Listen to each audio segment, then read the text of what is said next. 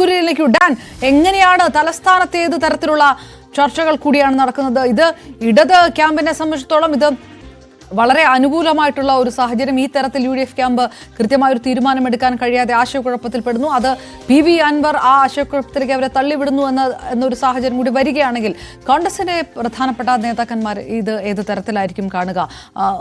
പാലക്കാടിന് ശേഷം വളരെ സ്മൂത്തായിട്ട് ഒരു സ്ഥാനാർത്ഥി പ്രഖ്യാപനം ഉണ്ടാകുമെന്ന് കരുതുമ്പോൾ അത് VS ജോയോ അതല്ലെങ്കിൽ ഷൗക്കത്തോ ഇതിൽ ഏതെങ്കിലും ഒരു തീരുമാനത്തിലേക്ക് കടക്കാൻ തന്നെ കോൺഗ്രസ് സമയമെടുക്കുന്ന സാഹചര്യത്തിൽ ഇതൊരു ബോംബ് പോലെ വന്ന് വീഴുന്നോ? മത്സരിക്കാൻ ഒരു പക്ഷേ താൻ വേണമെങ്കിൽ മത്സരിച്ചേക്കാം എന്ന തരത്തിലുള്ള അൻവറിന്റെ പ്രസ്താവനകളൊക്കെ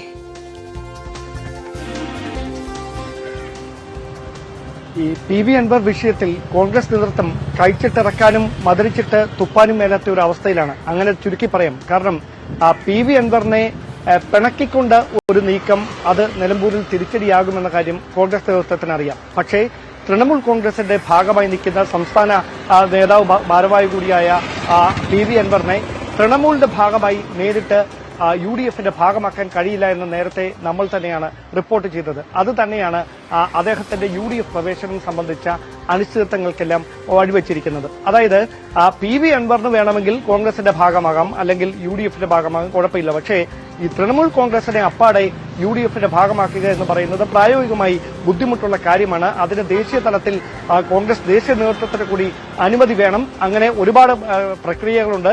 തൃണമൂൽ കോൺഗ്രസിന്റെ ദേശീയ നേതൃത്വം അനുമതി നൽകണം.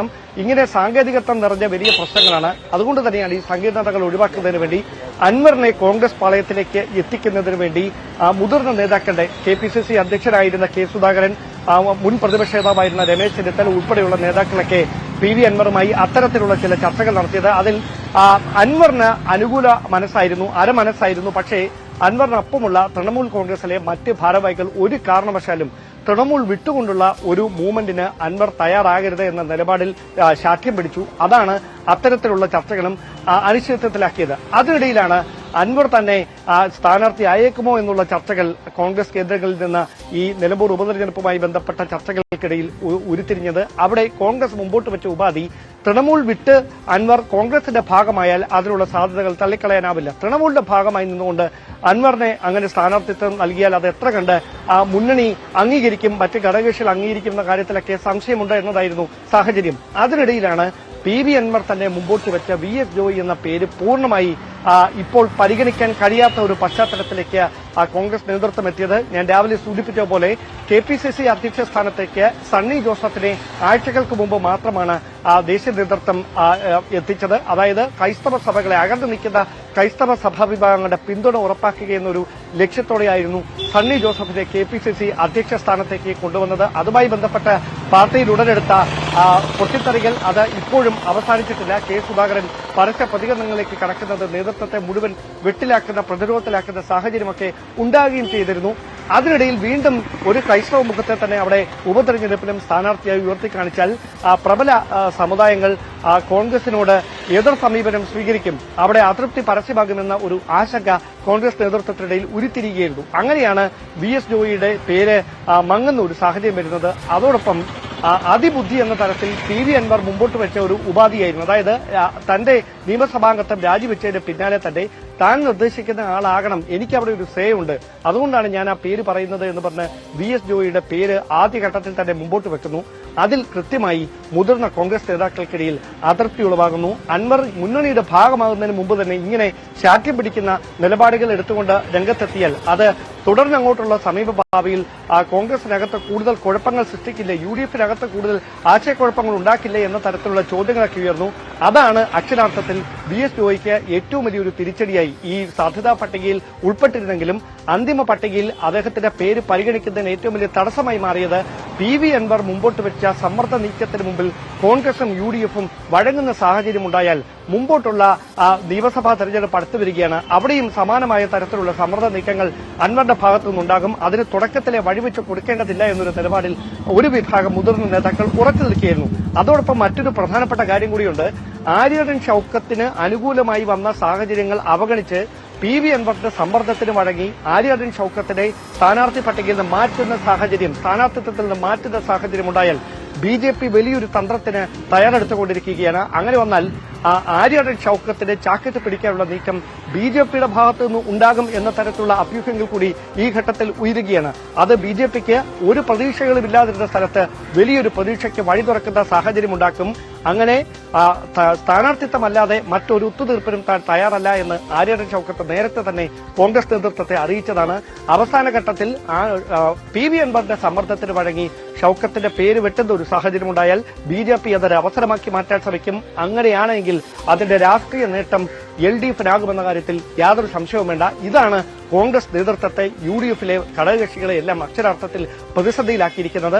PV അൻവറിന്റെ വാക്ക് മാത്രം കേട്ടുകൊണ്ട് VS ജോയിയെ സ്ഥാനാർത്ഥിയാക്കാൻ ശ്രമിച്ചാൽ ആര്യാടൻ ഷൗക്കത്തിനെയും ആര്യാടൻ ഷൗക്കത്തിനെ അൻവറിന്റെ സമ്മർദ്ദ നീക്കത്തിന് വഴങ്ങി സ്ഥാനാർത്ഥിത്വത്തിൽ നിന്ന് പിൻവലിക്കാൻ ശ്രമിച്ചാൽ ആര്യാടൻ ഷൗക്കത്തിനെയും ഇങ്ങനെ അങ്ങോട്ടും ഇങ്ങോട്ടുമില്ലാത്ത ചെകുത്താന്റെയും കടലിന്റെയും നടക്കുന്ന സ്ഥിതിയിലാണ് കോൺഗ്രസ് നേതൃത്വം UDF ഉള്ളത്.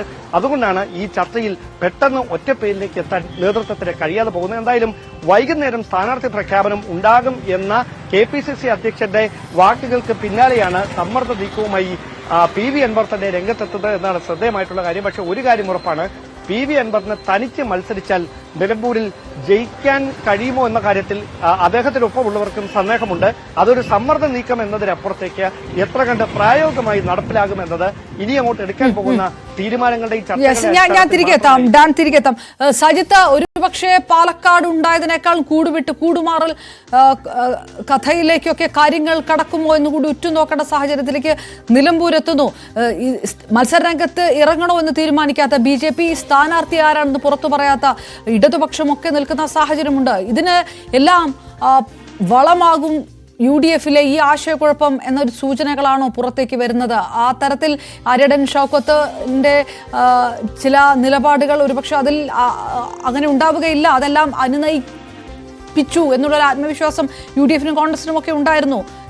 ഇപ്പോൾ ഡാൻ കുര്യൻ പറഞ്ഞതുപോലെ ഇത്തരത്തിലുള്ള ചില സാധ്യതകളിലൂടെ തുറക്കുന്നു ഇനിയുള്ള മണിക്കൂറുകൾ.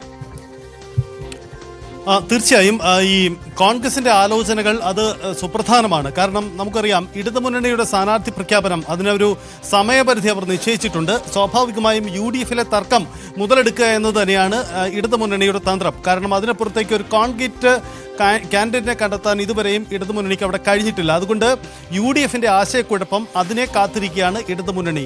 ഈ സാഹചര്യത്തിലാണ് ഇപ്പോൾ അൻവർ പ്രതിസന്ധിയുമായി രംഗത്ത് വരുന്നത്. സ്വാഭാവികമായും ഈ തർക്കത്തിൽ കോൺഗ്രസ് എടുക്കുന്ന തീരുമാനം ഇടതുമുന്നണിയുടെ സാധ്യതകളെ എത്ര കണ്ട് ബാധിക്കുമെന്നതാണ് നമുക്കിനി കണ്ടറിയേണ്ടത്. എന്തായാലും ഇടതുമുന്നണിയുടെ സ്ഥാനാർത്ഥി പ്രഖ്യാപനം പോലും ഒരുപക്ഷെ ഈ UDFിന്റെ തർക്കത്തിന്റെ അടിസ്ഥാനത്തിലായിരിക്കും മുന്നോട്ട് വരാൻ സാധ്യത. അതായത് ഈ ജോയിയെ അനുകൂലിക്കുന്നവരുടെ വാദം ഇങ്ങനെയാണ്: നിലവിൽ DCC പ്രസിഡന്റായ ജോയിയെ നേരത്തെ തന്നെ സ്ഥാനാർത്ഥിയാക്കാമെന്ന പൊതുധാരണ കോൺഗ്രസിലും UDFിലും ഉണ്ടായതാണ്. അതിനുശേഷമാണ് KPCC അധ്യക്ഷ സ്ഥാനത്തിൽ ഒരു ക്രൈസ്തവനായ ഒരു വ്യക്തിയെ കൊണ്ടുവരുന്നത്. പക്ഷേ അതൊന്നും ഈ സ്ഥാനാർത്ഥിത്വത്തെ ബാധിക്കുന്നതല്ല എന്നതാണ് അവരുടെ വാദം. അത് പഴയ ഗ്രൂപ്പുകാർ ആ വാദം ശക്തമായി തന്നെ ഉന്നയിക്കുന്നുണ്ട്. ഒരു പക്ഷേ പാർട്ടി വേദികൾ അത് കൂടുതൽ ശക്തമായി ഉന്നയിച്ച് ആ തീരുമാനത്തിൽ അത് മാറ്റമുണ്ടാക്കുമോ? അതല്ല, ഇനി ജോയിയെ മാറ്റി ആര്യാടൻ ഷൗക്കത്തിനെ തന്നെ പരിഗണിക്കപ്പെട്ടാൽ അത് ജോയിയോടൊപ്പം നിൽക്കുന്ന ഗ്രൂപ്പുകാർ അത്തരത്തിലൊരു സമ്മർദ്ദമായി അത് മാറ്റുമോ? ഇങ്ങനെ നിരവധി ചോദ്യങ്ങൾ ഇതുമായി ബന്ധപ്പെട്ട് ഉണ്ടാവുന്നുണ്ട്. കോൺഗ്രസിന് ഇതൊരു ആശയക്കുഴപ്പം ഉണ്ടാക്കുന്നുണ്ട് ഈ PV അൻവറിന്റെ നീക്കം എന്നതാണ് വസ്തുത. അൻവറിനെ എങ്ങനെ അനുനയിപ്പിക്കും? ഒപ്പം തന്നെ പാർട്ടിയിലെ സ്ഥാനാർത്ഥി മോഹികളായ ആര്യാടൻ ഷൗക്കത്തിനെയും ജോയിയെയും എങ്ങനെ അനുനയിപ്പിക്കുമെന്ന ചോദ്യം കോൺഗ്രസിനും UDFിനും മുന്നിലുണ്ട്. അതേസമയം മുസ്ലിം ലീഗ് ഈ വിഷയത്തിൽ സുപ്രധാനമായൊരു നിലപാടെടുത്തിട്ടുണ്ട്. നമുക്കറിയാം, ലീഗിന്റെ സംഘടനാ സംവിധാനം അങ്ങേയറ്റം നിർണായകമാണ് നിലമ്പൂരിൽ. ലീഗിന്റെ നിലപാട് കോൺഗ്രസ് സ്ഥാനാർത്ഥിയെ തീരുമാനിക്കട്ടെ എന്നതാണ്. പക്ഷേ ആര്യാടൻ ഷൗക്കത്തിനും ജോയുടെ പിന്തുണ, മുസ്ലിം ലീഗിന്റെ പിന്തുണ കിട്ടിയിട്ടുണ്ട് എന്ന മറ്റൊരു കാര്യം കൂടിയുണ്ട്. അതുകൊണ്ട് ലീഗ് നേതൃത്വത്തിന്റെ അഭിപ്രായം കൂടി കോൺഗ്രസിന്റെ ഈ തീരുമാനത്തെ സ്വാധീനിക്കുമെന്ന് ഉറപ്പാണ്. എന്തായാലും അൻവറിനെ ഇപ്പോൾ പിണക്കേണ്ടതില്ല, ഒപ്പം നിർത്തണം എന്ന നിലപാട് തന്നെ ലീഗ് സ്വീകരിക്കാനായിരിക്കും സാധ്യത. അങ്ങനെയെങ്കിൽ അൻവറിന് വഴങ്ങിക്കൊടുക്കുമോ? മുന്നണി പ്രവേശന കാര്യത്തിൽ ഈ നിലമ്പൂർ തെരഞ്ഞെടുപ്പിന് മുമ്പ് തീരുമാനമുണ്ടാകുമോ? തുടങ്ങിയ പ്രധാനപ്പെട്ട കാര്യങ്ങളുണ്ട്. എന്തായാലും അൻവറിന് ആ മണ്ഡലത്തിൽ വലിയ സ്വാധീനമുണ്ട് എന്ന കാര്യത്തിൽ UDF ഒറ്റക്കെട്ടായി തന്നെ അത് അംഗീകരിക്കുന്നുണ്ട്. ആ സാഹചര്യത്തിൽ കൂടി ഇത് നിർണായകമാണ്. ചുരുക്കത്തിൽ UDFിന്റെ ഈ ആശയക്കുഴപ്പം ഇടതുമുന്നണിയെ കൂടി സ്വാധീനിക്കുന്നുണ്ട് എന്നതാണ് പ്രധാനപ്പെട്ട കാര്യം. സ്വാഭാവികമായും ഇടതുമുന്നണിയുടെ സ്ഥാനാർത്ഥി പ്രഖ്യാപനമൊക്കെ ഈ UDF തർക്കത്തിനെ തുടർന്നുണ്ടാവുന്ന തീരുമാനത്തെ അടിസ്ഥാനത്തിലായിരിക്കും ഉണ്ടാവുക. കൂടി ഉറ്റുനോക്കാനിരിക്കുന്നു. വീണ്ടും CV അനുമോദിലേക്ക്. അനുമോദ്, ആ തരത്തിൽ അൻവറിനെ തള്ളാൻ കഴിയാത്ത ഒരു സാഹചര്യത്തിലേക്ക്, ഒരു തീരുമാനത്തിലേക്ക് കടക്കുമ്പോൾ പിന്നീട് അരടൻ ഷൗക്കത്ത് സ്വീകരിക്കുന്ന തീരുമാനം എന്തായിരിക്കുമെന്നുള്ളത് BJP പോലും സ്ഥാനാർത്ഥിയെ പ്രഖ്യാപിച്ചിട്ടില്ല. പലതരത്തിലുള്ള അഭ്യൂഹങ്ങൾ ഉയർന്നു കേൾക്കുന്ന സാഹചര്യം. ഇത്തരം അഭ്യൂഹങ്ങൾക്കൊന്നും പ്രസക്തിയില്ല എന്ന് ഒരിക്കൽ അരടൻ ഷൗക്കത്ത് തന്നെ പറയുകയും ചെയ്തതാണ്. ലീഗിന്റെ നിലപാട് ഏത് തരത്തിൽ നിർണായകമാകുന്നു? UDF ഇങ്ങനെ ഒരു സങ്കീർണമായ ഒരു അവസ്ഥയിലേക്ക് പോകുമ്പോൾ കൂടുതൽ സമ്മർദ്ദം ചെലുത്താതെ കോൺഗ്രസ് തീരുമാനിക്കുന്നതിനൊപ്പം നിൽക്കുകയായിരിക്കുമോ ലീഗ് ചെയ്യുക?